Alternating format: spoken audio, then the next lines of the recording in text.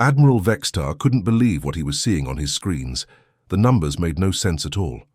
Here was this tiny human ship, no bigger than a small truck, floating through space near their territory. But the energy it was putting out, that was impossible. The readings showed power levels that even their biggest warships couldn't produce. "Check the scanners again," he told his officer, his voice tight with worry. The officer looked up from his console, sweat beading on his forehead. "Sir, I've checked them 12 times already. The computer keeps giving us the same crazy numbers." Vextar had been fighting battles across the galaxy for over 50 years. He'd seen weapons that could crack planets in half, and shields that could stop stars from burning. But this was something completely different. The human ship was bending space itself, like folding a piece of paper. Meanwhile, back on Earth, Jin was working in his garage. Tools were scattered everywhere, and empty coffee cups covered every surface. He'd been working on this project for 8 months straight, barely sleeping, barely eating. Everyone thought he was crazy. His old professors at the university had laughed when he showed them his theories. "Jin, you can't just ignore the laws of physics," they had said. "Some things are impossible, and that's final." But Jin never liked being told something was impossible. As a kid, he'd taken apart every electronic device in his house, much to his parents' horror. When teachers said humans would never travel faster than light, Jin started drawing plans for ships that could fold space. When scientists said you couldn't create energy from nothing, Jin started experimenting with dimensional fields. His workshop looked like a tornado had hit it. Wires hung from the ceiling, connected to strange metal boxes that hummed with power. In the center sat his ship. It didn't look like much, just a small pod with a single seat and enough room for basic supplies.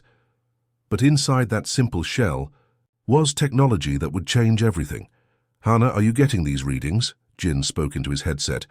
His partner was monitoring everything from their secret lab hidden beneath an old warehouse across town. Hana stared at her screens in amazement.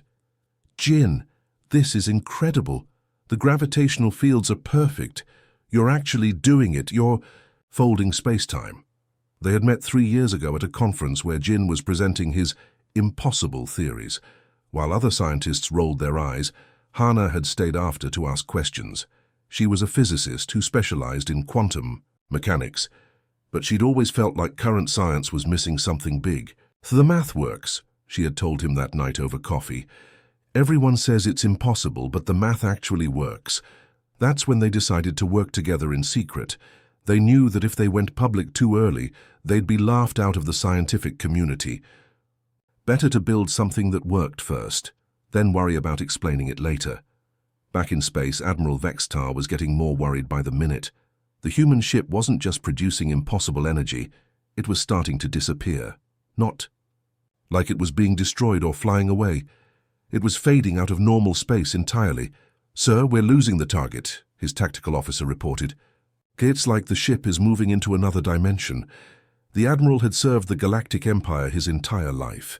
The Empire ruled over thousands of worlds and hundreds of different species. They had the most advanced technology in the known universe. Their ships could travel between stars in hours, their weapons could destroy entire fleets, and their scientists understood the deepest secrets of physics. But humans? Humans were supposed to be primitives they'd barely figured out. How to leave their own planet a few decades ago. The Empire had files on every human achievement, and none of it was impressive. They used crude chemical rockets to reach their moon. Their most advanced computers were slower than a basic Empire calculator. They still fought wars with metal bullets and explosive devices. So how could they possibly have technology that the Empire didn't understand? "Contact Imperial Command immediately," Vextar ordered. "Tell them we have a code red situation in Sector 7 and get me a direct line to the Science Division." As he spoke, the human ship completed its fold and vanished entirely, leaving only a faint energy signature that made their sensors overload. Jin had just taken humanity's first step into a larger universe, and the most powerful empire in the galaxy was about to learn that sometimes the most dangerous enemy is the one everyone underestimates. Dr. Kira had never seen anything like it in her 200 years of scientific research.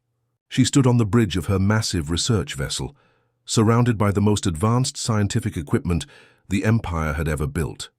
Dozens of smaller ships floated nearby, each one packed with sensors and scanning devices that could analyze matter down to the quantum level. But right now, all of that incredible technology was telling her something that couldn't possibly be true. "Run the analysis again," she told her team of scientists. They were the best minds from across the galaxy, beings from dozens of different worlds who had spent their entire lives studying the fundamental forces of the universe. "Ma'am, we've run it 17 times, said her assistant, a tall creature with 6 arms who could operate multiple instruments at once. "The energy signatures are consistent every time. Whatever the humans did here, it's manipulating gravity, space, and time simultaneously." Dr. Kira pulled up the readings on her main screen. The numbers made her feel sick. According to these measurements, the humans had somehow grabbed space itself and twisted it like a piece of cloth. They had created a bubble where the normal rules of physics simply didn't apply. "This is impossible," she muttered, running her hands through her hair. "You can't just decide that gravity works differently. You can't fold space without massive amounts of energy. The power requirements alone should have destroyed their entire planet." She opened a communication channel to the High Council, the group of ancient beings who ruled the Empire from their crystal palace on the capital world. Each council member was over 1,000 years old and had seen the rise and fall of entire civilizations. "Council members," Dr. Kira began, trying to keep her voice steady. "I'm transmitting the full analysis now. The humans have somehow developed technology that manipulates the fundamental forces of reality. They're bending space-time itself." There was a long silence on the other end. Finally, Council Leader Zethron spoke, his ancient voice filled with disbelief. "Dr. Kira, are you certain your instruments are functioning correctly? Humans are barely above primitive level. Our last intelligence reports show they still use combustion engines for transportation. I've checked everything multiple times. Sir, the readings are accurate. Somehow these humans have leapfrogged thousands of years of scientific development. Back on Earth, things were moving quickly." Minho sat in a small apartment in Seoul, staring at his computer screen. The message from Jin was short but clear. "The prototype works. Beginning Phase 2. Minho's heart started beating faster. They had talked about this moment for months, but he never really believed it would happen. Jin was brilliant, sure, but folding space, that was science fiction stuff. He quickly typed a response. "Are you serious? It actually worked?" Jin's reply came back immediately. "Dead serious. I just traveled 3 light years in under a minute. We need to move to the next phase immediately." Minho stood up and walked to his window. Outside, Seoul looked completely normal. People were walking to work, cars were stuck in traffic, and street vendors were selling food from their carts. Nobody had any idea that one of their neighbors had just broken the fundamental laws of physics, but Minho knew this was just the beginning. He opened his secure messaging app and began sending coded messages to contacts around the world. There was Yuki in Tokyo, working on advanced materials in her laboratory, Raj in Mumbai, who had been developing new power systems, Ava in London, specializing in quantum computing, and dozens of others scattered across the globe. They had all been working on different pieces of the same impossible puzzle. None of them really believed it would work, but they had all agreed to try. They called themselves the Breakthrough Project, and they had been meeting in secret for over 2 years. The message Minho sent was simple. "Jin's test successful. Begin Phase 2 immediately. The Empire will notice soon." Meanwhile, back in space, Dr. Kira was getting more worried by the hour. Her instruments were detecting energy signatures in multiple locations around human space. Whatever technology the humans had developed, they weren't keeping it secret anymore. "Ma'am, we're picking up similar readings from Earth itself," her assistant reported. "There are at least 12 different locations showing the same impossible energy patterns." Dr. Kira felt a chill run down her spine. This wasn't just one crazy human with a lucky invention. This was organized. This was planned. Somehow the humans had developed world-changing technology right under the Empire's nose. She opened another channel to Imperial Command. "This is Dr. Kira with an urgent update. The situation is much worse than we thought. The humans appear to have multiple facilities producing this impossible technology. We need to take action immediately, before this spreads any further.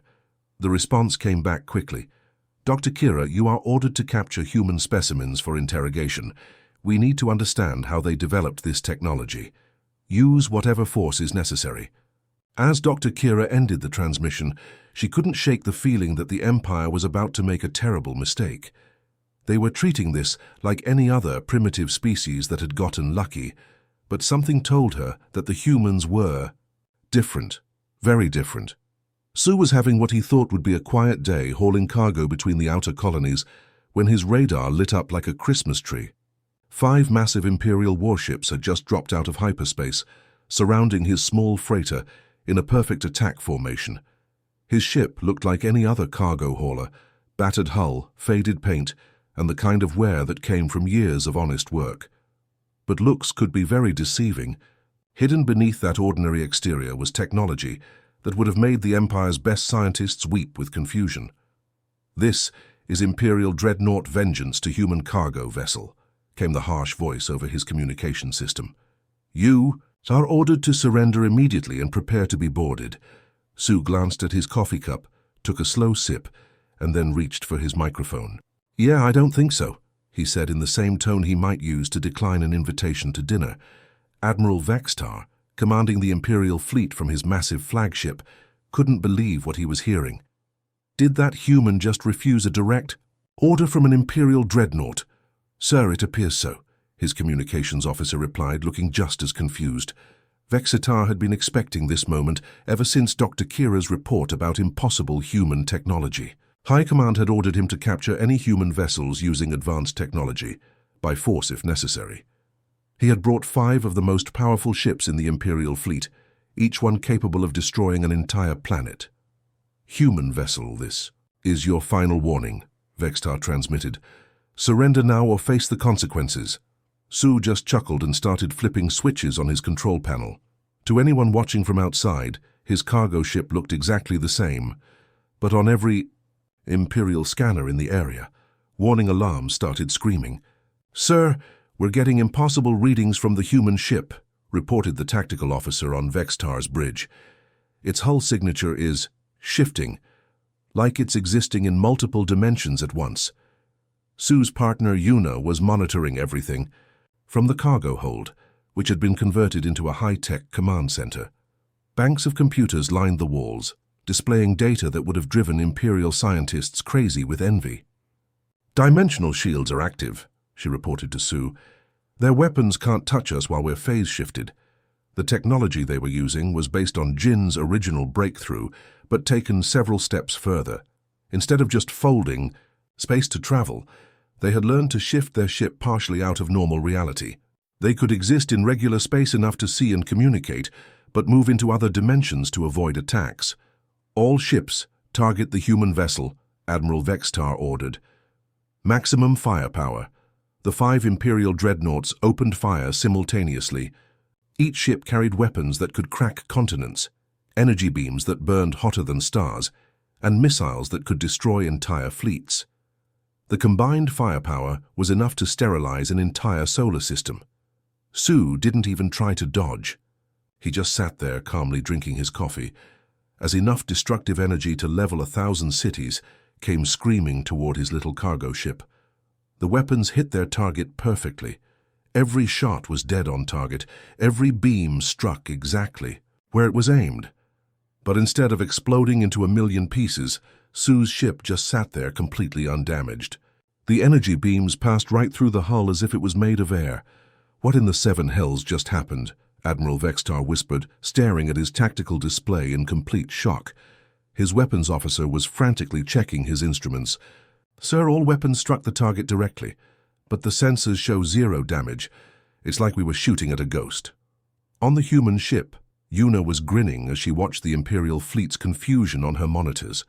"Their weapons are passing right through us. We're existing in parallel space. They can see us, but they can't touch us." Sue nodded and cracked his knuckles. "Well, that was rude. I think it's time to show them what happens when you pick on human cargo haulers." He reached for another set of controls, these ones hidden behind a panel marked emergency supplies. But instead of food and medical equipment, This panel controlled weapons that the Empire had never seen before. "Yuna, are the gravitational disruptors ready?" "All systems green," she replied, her fingers dancing over her keyboard. "Target locked on the lead dreadnought. Sue, you're clear to return fire." What happened next would be talked about in hushed whispers throughout the Empire for years to come. Sue's humble cargo ship, the same vessel that couldn't even outrun a police cruiser in normal space, fired a weapon that bent reality itself.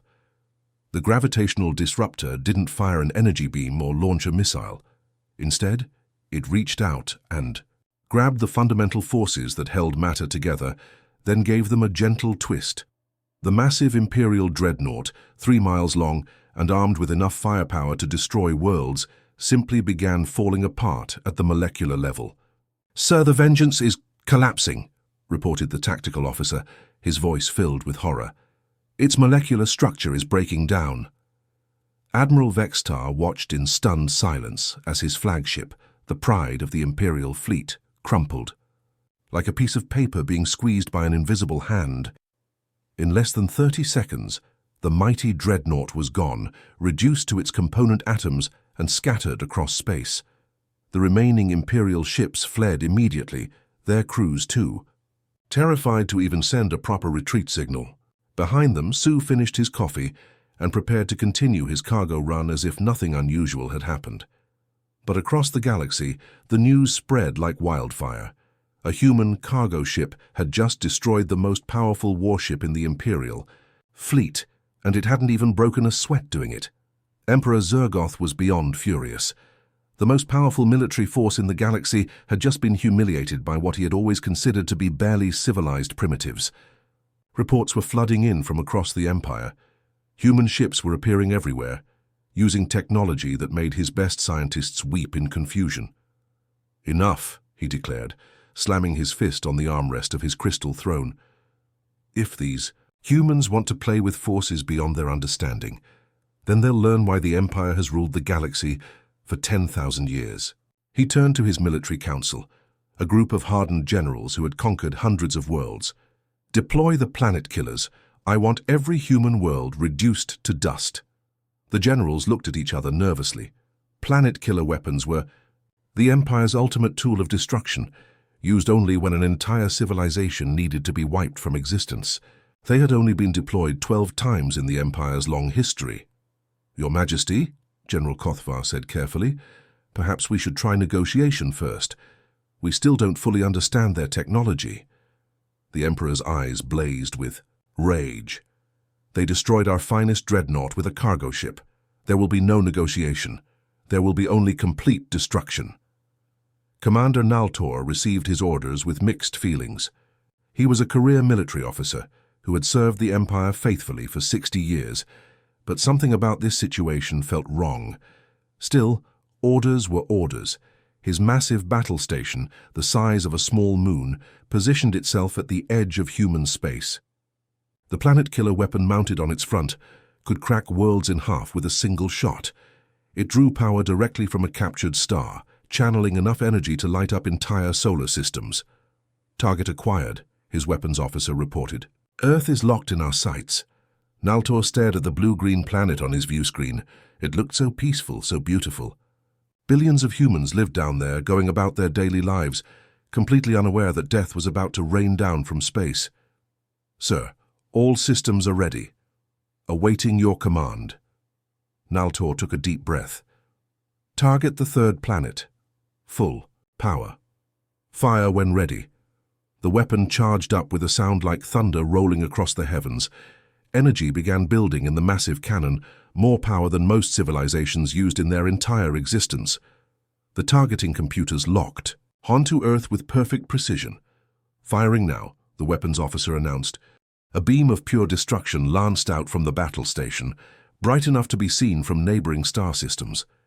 It was a column of concentrated death that could punch through the core of a planet and come out the other side. Nothing in the known universe could survive a direct hit from a planet-killer weapon, but as the beam approached Earth, something impossible happened. The energy just stopped, not deflected, not absorbed, not redirected. It simply ceased to exist as If it had never been fired at all, sir, weapon status shows nothing, the tactical officer reported, his voice filled with confusion. The beam is just gone. Naltor stared at his instruments in disbelief. Run a full diagnostic. Check everything. Sir, I've checked 3 times. The weapon fired perfectly.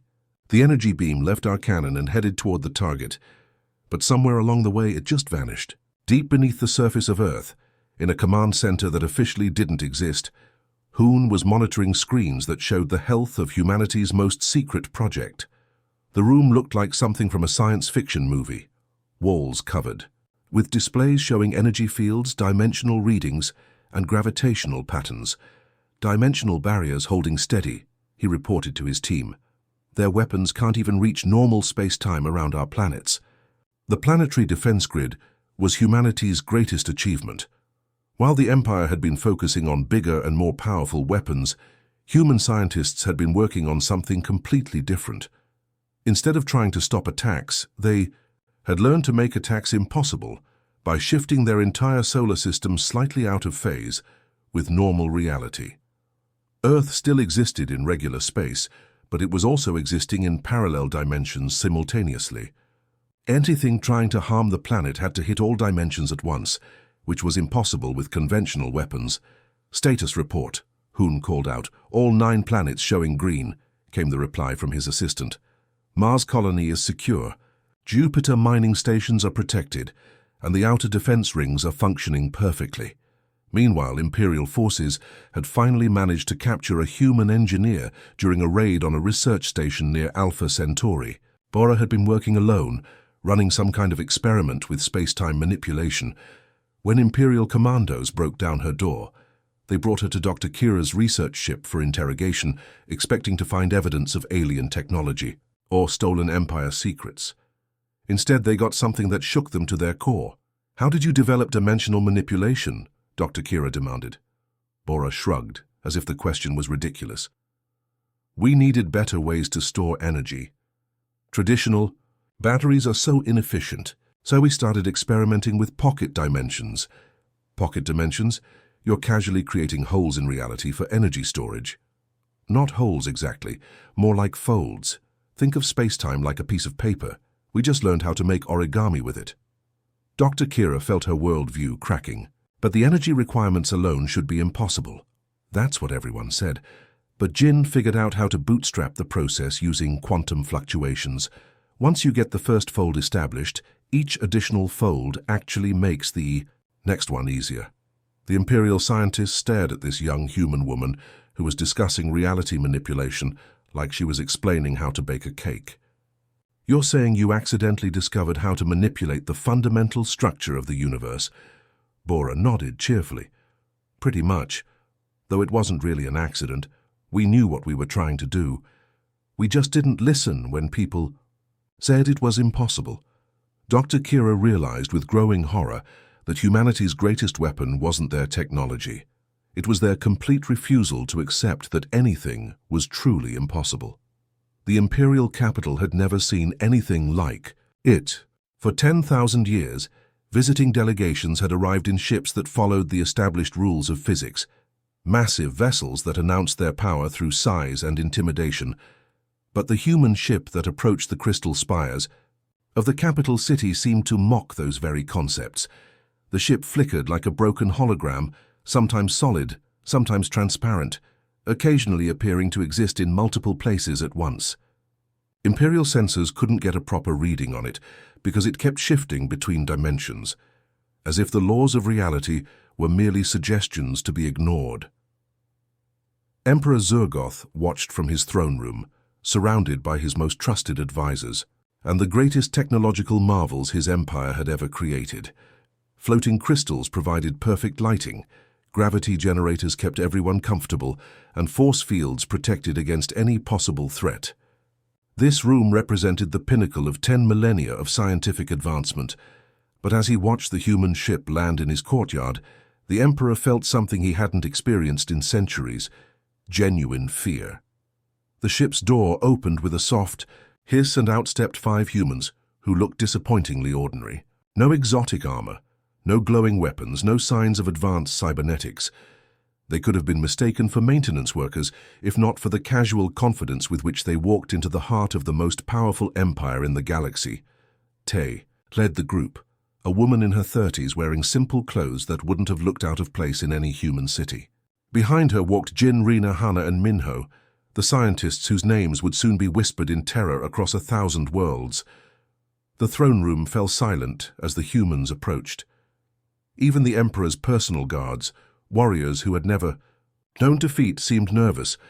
How do you fight an enemy that can make your weapons cease to exist? Emperor Zurgoth had prepared an elaborate speech about the futility of resistance and the mercy of surrender. But as he looked at these 5 unremarkable humans who had somehow rendered his entire military obsolete, only one word came out of his mouth. How? Jin stepped forward, hands clasped behind his back like a professor about to give a lecture. Your Majesty, it's actually pretty simple. You asked, how can we make this better? We asked, what if the rules are wrong? The Emperor's scientific advisors shifted uncomfortably. Dr. Kira, still traumatized from her interrogation of the human engineer, spoke up. But the laws of physics are universal constants. They cannot simply be ignored. Rena smiled and pulled out what looked like a simple tablet computer. That's exactly what we used to think. But then we started asking uncomfortable questions. What if gravity isn't really a force? What if space and time aren't separate things? What if the speed of light isn't really a limit? She tapped the screen and suddenly the massive crystal chandelier hanging above the throne began to float in impossible directions, moving up, down and sideways simultaneously while somehow still providing light to the room. Your empire spent 10,000 years perfecting conventional physics, Rena continued, as if making furniture dance through multiple dimensions was perfectly normal. You built bigger ships, stronger weapons, more powerful shields. But you never questioned whether the foundation you were building on was actually solid. Hana stepped forward and activated a device no larger than a smartphone. Immediately, the Emperor's throne, a massive construction of rare crystals and precious metals that had been built to represent eternal, unchanging power, began to shimmer and shift. We spent 50 years breaking those rules, Hana said. Every species in your empire learned to accept limitations. Humans learned to question them. The throne was now existing in 7 dimensions simultaneously. The Emperor could still sit on it, could still feel its solid reality, but he could also see through it to other versions of itself stretching into spaces that shouldn't exist. This is impossible, whispered the Emperor, though he was saying it more to convince himself than to argue with the humans. Jin chuckled. That's what everyone kept telling us. Our professors said it was impossible. Our government said it was impossible. Even we thought it was impossible at first. Minho pulled out his own device and pointed it at the room's gravity generators, massive machines that had taken the Empire's best engineers decades to perfect. But impossible just means no one has figured out how to do it yet. And humans are really, really good at figuring things out. The gravity in the room began to shift and flow like water. Some areas became weightless. Others had gravity pulling in different directions, and in one corner near the door, gravity seemed to be flowing upward in a gentle spiral. The thing about humans, Tay said, finally speaking as the primary ambassador, is that we don't like being told we can't do something. When you tell a human child not to touch something, what's the first thing they do? The Emperor nodded weakly. Even in his species, children were naturally curious. When our scientists told us that faster-than-light travel was impossible, we started working on it immediately. When they said you can't manipulate gravity without massive energy expenditures, we found ways to do it with pocket-sized devices. When they said the laws of physics were absolute, we decided to rewrite them. Hana gestured to the transformed throne room, where reality itself had become as malleable as clay in the hands of a sculptor. Every species in your empire looks at a problem and asks, how do we work within the limitations? Humans look at the same problem and ask, how do we eliminate the limitations? Tay stepped forward and placed a simple data pad on the armrest of the Emperor's multi-dimensional throne. This contains our offer. Join us as equals in exploring what's possible, or be left behind as we redefine what reality can become. The Emperor stared at the device, knowing that whatever was written on it represented the end of his empire's dominance and the beginning of something entirely new. "What if we refuse?" he asked quietly. Jin smiled, the same expression he'd worn in his garage when he first successfully folded space. "Then you'll be remembered as the empire that was surpassed by a species that refused to believe anything was truly impossible." The age of human ascendancy had begun, built not on conquest or destruction, but on the simple, terrifying power of unlimited curiosity.